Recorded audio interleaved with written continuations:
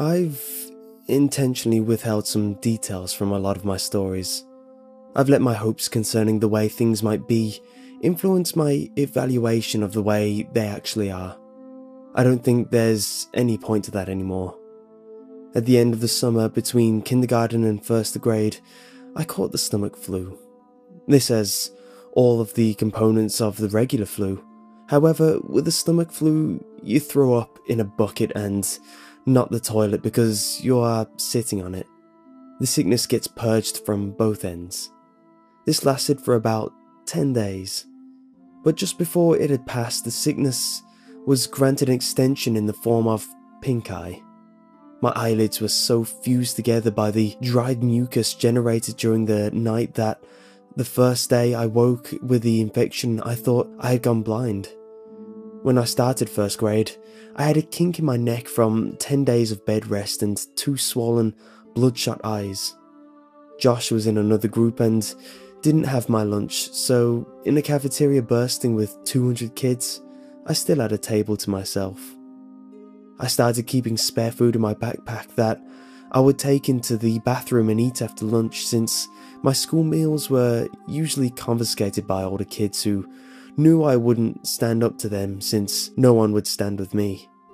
This dynamic persisted even after my condition cleared up, since no one wanted to be friends with me, the kid who gets bullied, lest they have some of that aggression directed towards themselves.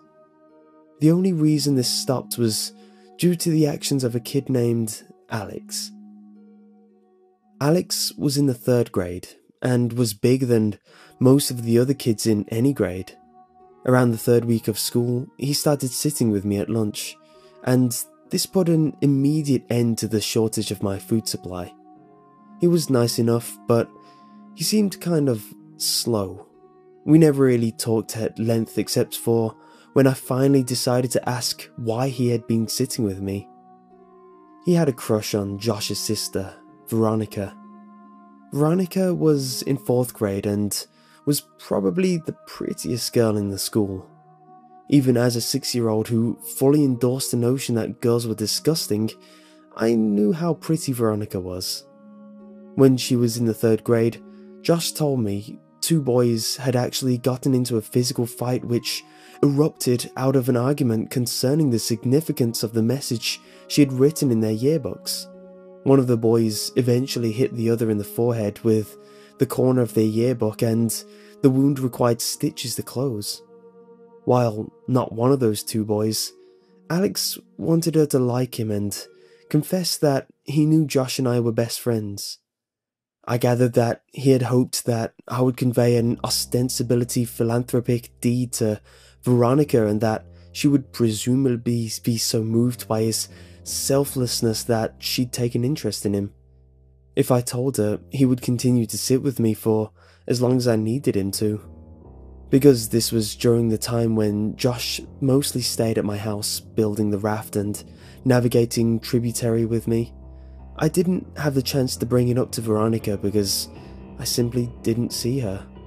I told Josh about it and he made fun of Alex, but said that he would tell his sister since I wanted him to. I doubted that he would. Josh was annoyed that people seemed to be so taken with his sister. I remember him calling her an ugly crow. I never said anything to Josh, but I remember wanting to say, even then, that she was pretty and would one day be beautiful. I was right. When I was 15, I was seeing a movie at a place my friends and I had come to call the Dirt Theatre. It was probably nice at some point, but time and neglect had weathered the place severely. This theatre had movable tables and chairs on a level floor, so when the theatre was full, there were very few places you could sit and see the whole screen. The theatre was still open, I imagine, for 3 reasons.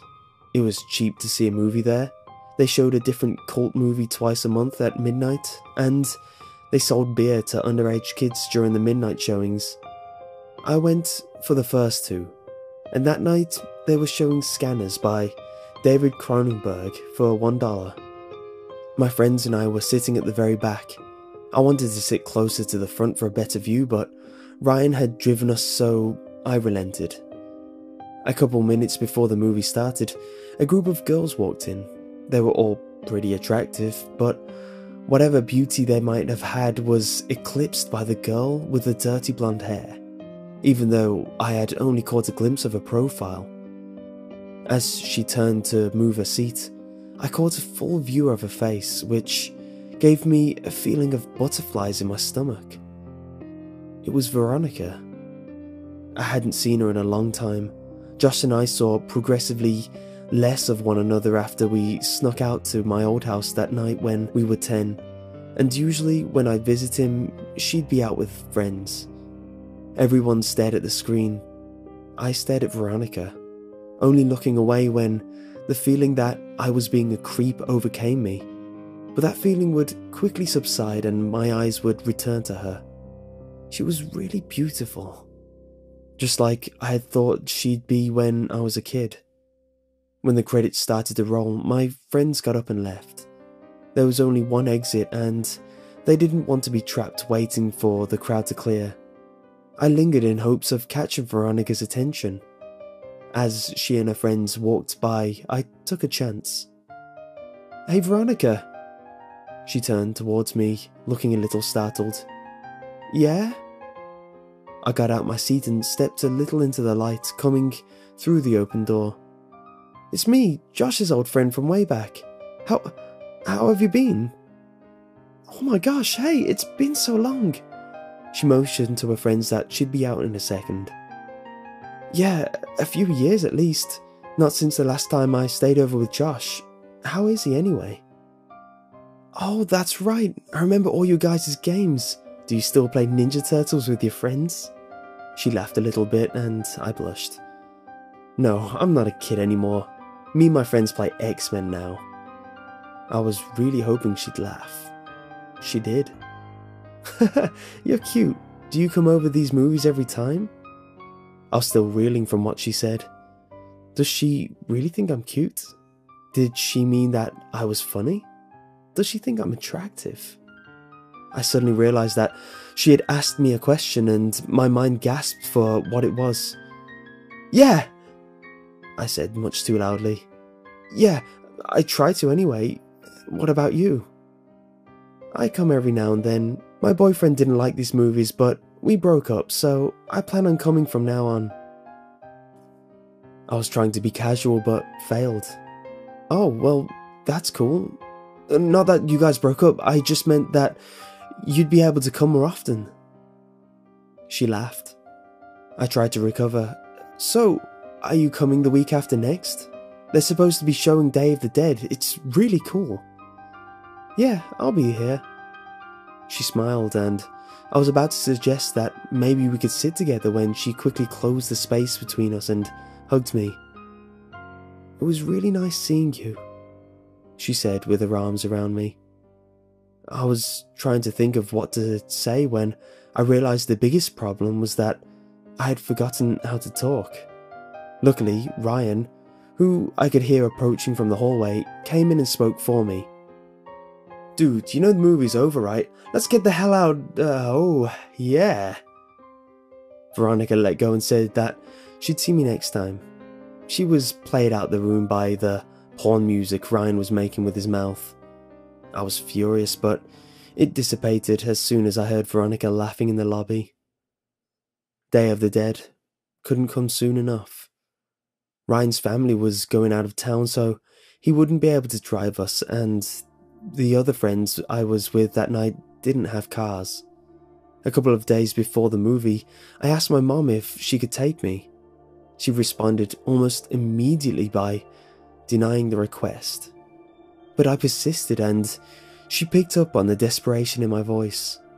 She asked why I wanted to go so badly since I had seen the movie before, and I hesitated before saying that I was hoping to see a girl there.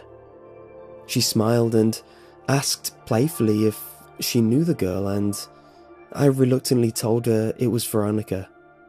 The smile disappeared from her face and she coldly said, "No."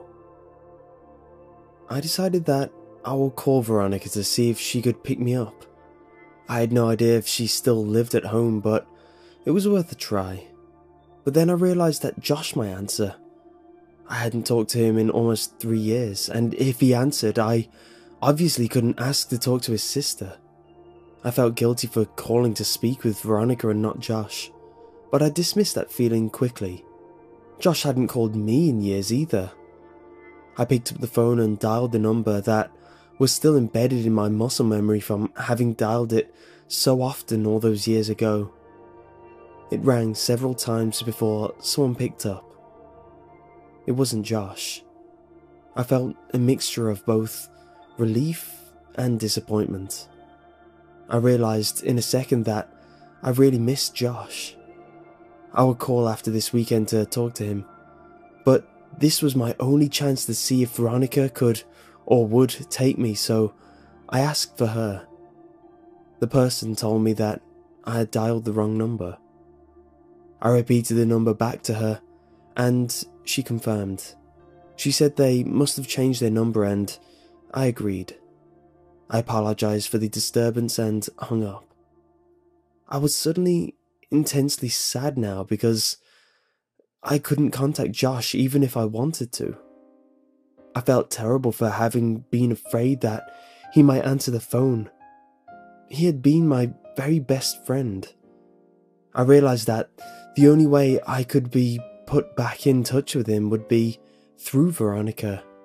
So now, not that I needed one, I had another reason to see her.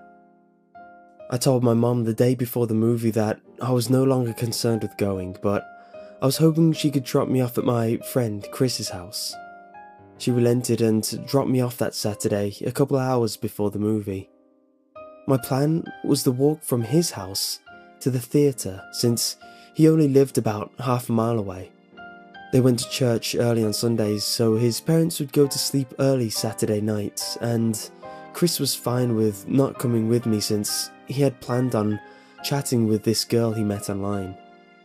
He said that the walk back to his house would be lonelier after she laughed in my face when I tried to kiss her, and I told him not to electrocute himself when he tries having sex with his computer. I left his house at 11:15. I tried to pace myself so I'd get there a little before the movie. I was going by myself, and so I didn't want to just hang around there waiting. On the way to the theatre, I figured that if Veronica showed up at all, it would be too lucky for us to arrive at the same time, so I debated whether I should wait outside or just go in. Both had their pros and cons. As I grappled with these concerns, I noticed that the steady stream of streaking car lights that had been overtaking me had been replaced by a single, constant spotlight that refused to pass. The road wasn't illuminated by streetlights, so I was walking in the grass with the road about 2 feet to my left. I stepped a little more to my right and craned my neck over my left shoulder to see what was behind me. A car had stopped about 10 feet behind me. All I could see were the violently bright headlights that were cutting through the otherwise Stygian surroundings.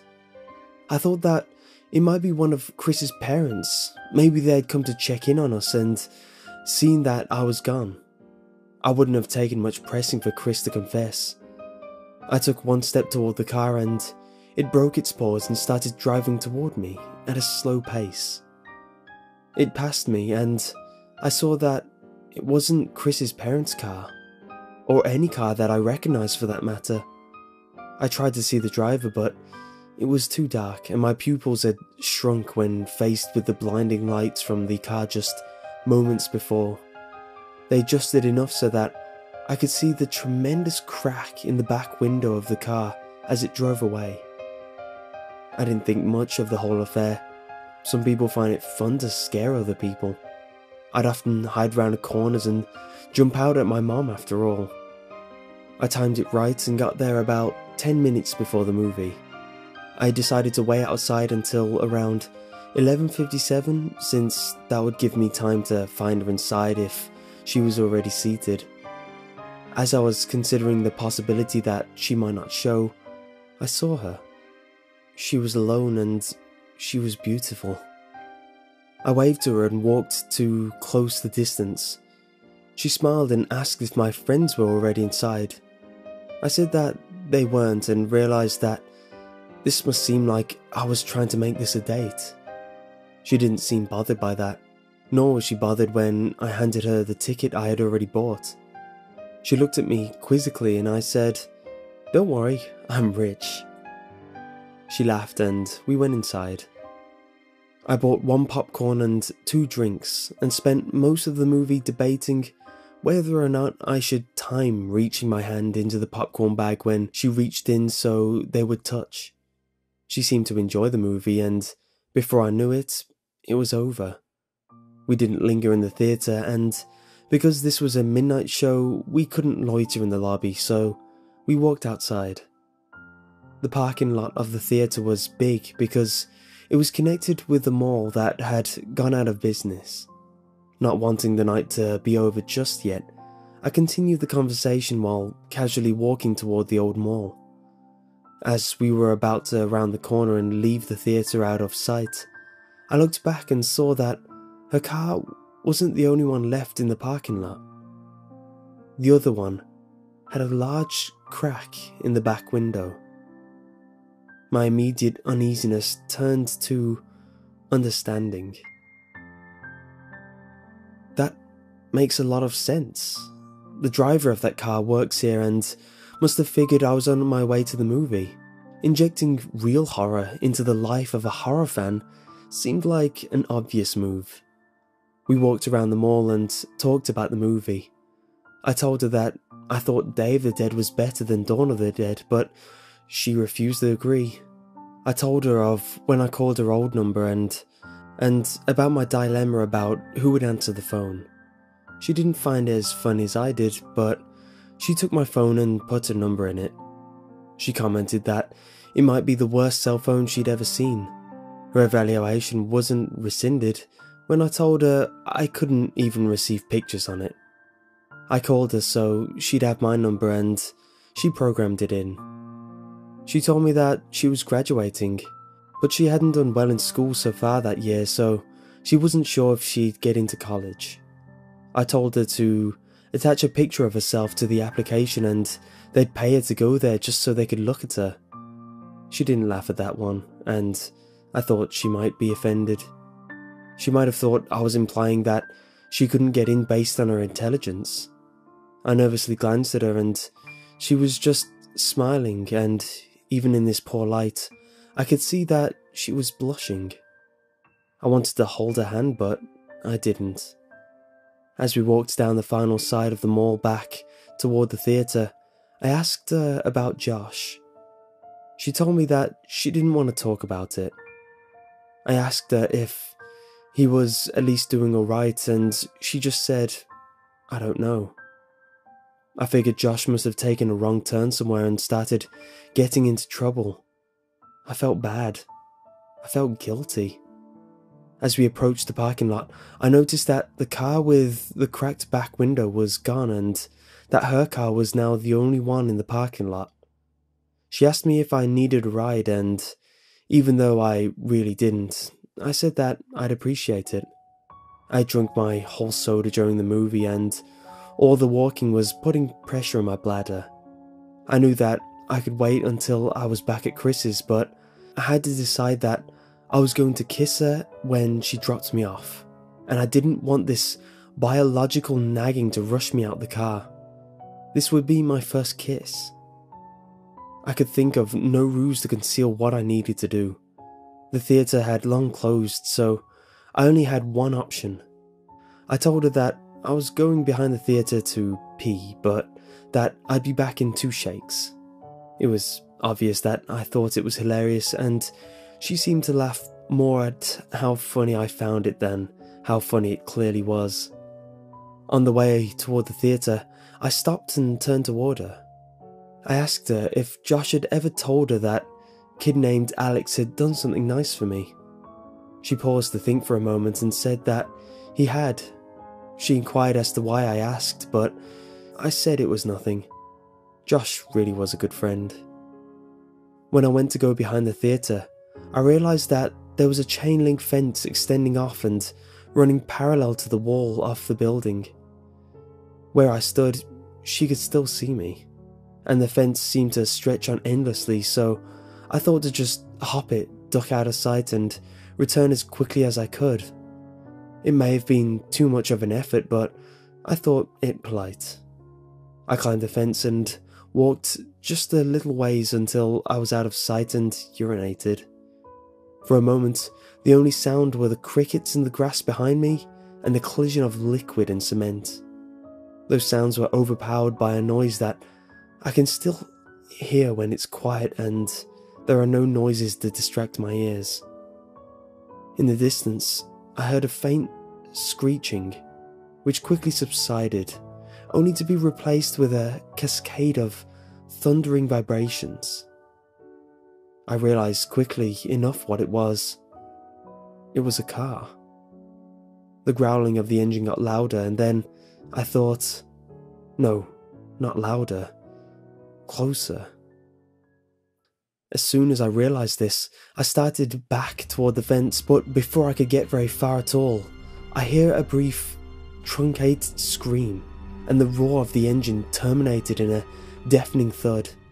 I started running, but after only 2 or 3 steps, I was tripped by a loose piece of stone and fell hard and fast onto the concrete, my head striking the corner of a chair as I fell.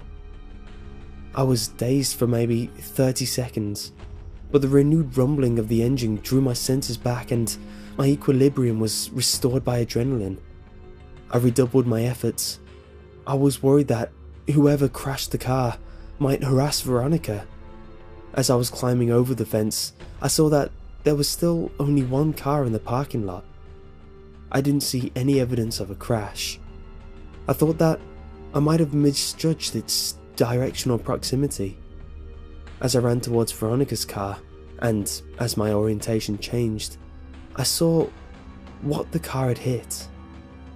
My legs stopped working almost completely. It was Veronica. Her car was sitting between us, and as I closed the distance and walked around it, she came fully into view. Her body was twisted and crumpled, like a discarded figure meant to represent a catalogue of things the human body can't do. I could see the bone of her right shin cutting through her jeans, and her left arm was wrapped so hard around the back of her head that her hand fell on her right breast. Her head was craned back and her mouth hung widely open toward the sky. There was so much blood. As I looked at her, I actually found it hard to discern whether she was laying on her back or her stomach, and this optical illusion made me feel sick. When you are confronted with something in the world that simply doesn't belong, your mind tries to convince itself that it is dreaming, and to that end, it provides you with that distinct sense of all things moving slowly, as if through sap. In that moment, I honestly felt that I would wake up any minute. But I didn't wake up. I fumbled with my phone to call for help, but I had no signal. I could see Veronica's phone sticking out of what I thought was her front right pocket. I had no choice. Trembling, I reached for her phone, and as it slid out, she moved and gasped for air so violently that it seemed as if she were trying to breathe in the whole world. This startled me so much that I staggered back and fell onto the asphalt with her phone in my hand. She was trying to adjust the body to get it into a natural position, but with every spasm and jerk, I could hear the cracking and grinding of her bones. Without thinking, I scrambled over to her and put my face over hers and said, "Veronica, don't move. Don't move, okay? Just stay still. Don't move, Veronica. Please, just don't move." I kept saying it, but the words started to fall apart as tears came streaming down my face. I opened her phone and it still worked. It was still on the screen where she had saved my number, and when I saw that, I felt my heart break a little. I called 911 and waited with her, telling her that she would be okay, and feeling guilty for lying to her every time I said it. When the sound of sirens tore through the air, she seemed to become more alert. She'd remained conscious since I found her, but now more of the light was coming back to her eyes. Her brain was still protecting her from pain, though it looked as if it was finally allowing her to become aware that something was terribly wrong with her. Her eyes rolled over to mine and her lips moved. She was struggling, but I heard her.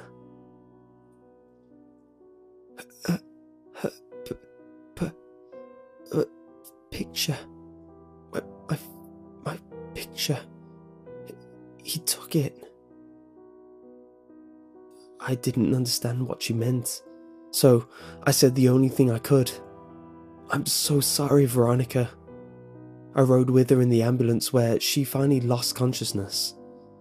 I waited in the room that they had reserved for her. I still had her phone, so I put it with her purse and I called my mom from the hospital phone. It was about 4 a.m. I told her that I was fine, but that Veronica was not. She cursed at me and said she'd be right there, but I told her I wasn't leaving until Veronica was out of surgery. She said that she'd come anyway. My mom and I didn't speak that much. I told her I was sorry for lying, and she said that we'd talk about that later. I think that had we talked more in that room, if I had just told her about boxes or the night with the raft, if she had just told me more of what she knew, I think that things would have changed. But we sat there in silence. She told me that she loved me and that I could call her whenever I wanted her to come get me. As my mom was leaving, Veronica's parents rushed in. Her dad and my mom exchanged a few words that appeared to be quite serious while Veronica's mother talked to the person at the desk. Her mother was a nurse, but didn't work at this hospital. I'm sure that she had tried to get Veronica transferred, but her condition was prohibitive. While we waited, the police came in and talked to each of us. I told them what happened. They made some notes, and then they left. She came out of surgery and 90% of her body was covered in a thick, white cast. Her right arm was free, but the rest of her was bound like a cocoon. She was still under, but I remember how I felt when I had my cast before kindergarten. I asked the nurse for a marker, but I couldn't think of anything to write. I slept in a chair in the corner and went home the next day. I came back every afternoon for several days. At some point, they had moved another patient into a room and set up a screen around Veronica's bed to act as a partition.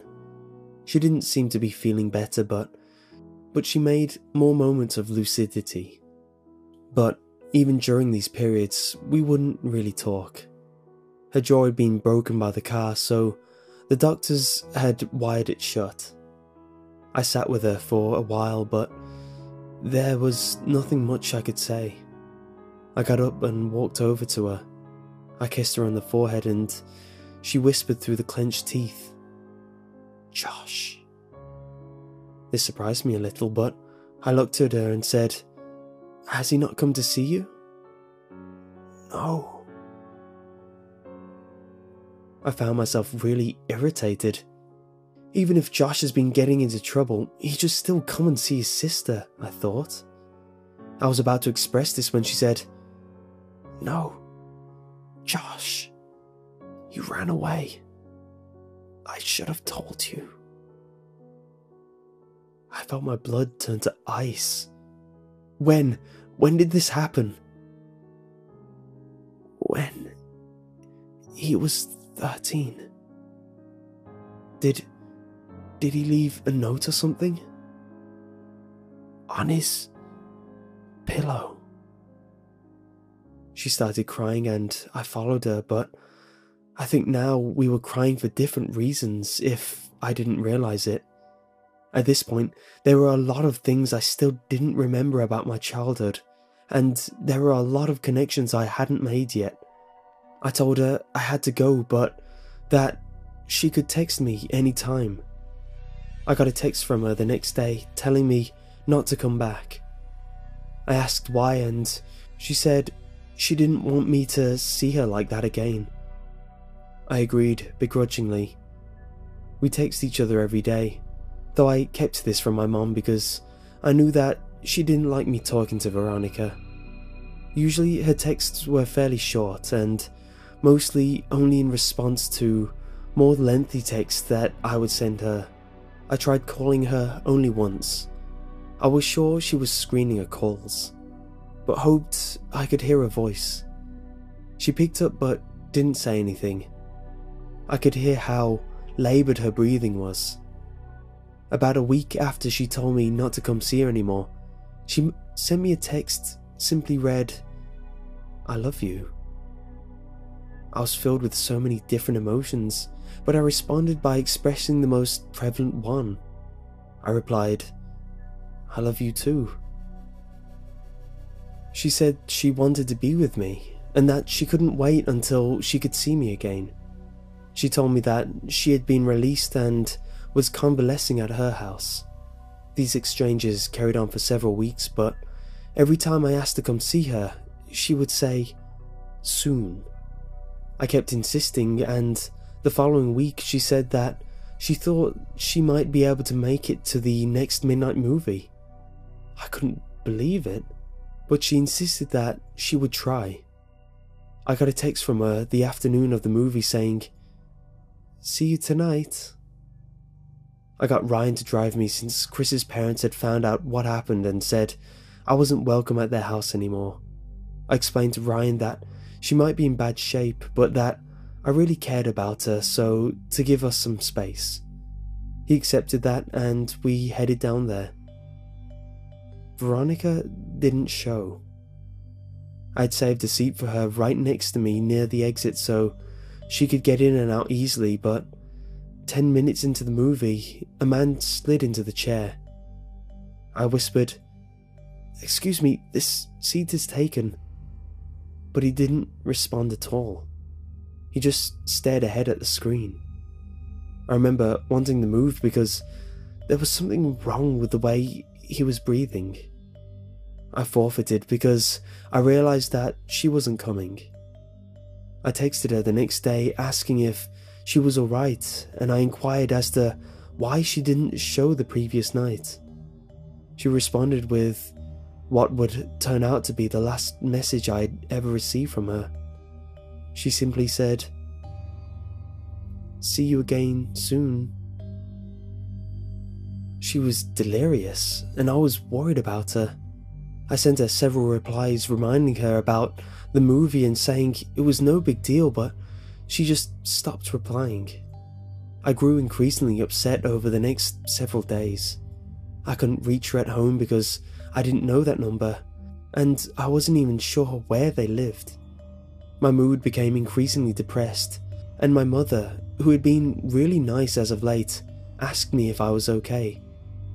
I told her that I hadn't heard from Veronica in days, and I felt all the warmth leave her disposition. "What do you mean?" "She was supposed to meet me at the movies yesterday. I know it's only been 3 weeks since she got hit, but she said she would try to come, and after that she just stopped talking to me altogether. She must hate me." She looked confused, and I couldn't read on her face that she was trying to tell if my mind had simply broken. When she saw that it hadn't, her eyes began to water and she pulled me toward her, embracing me.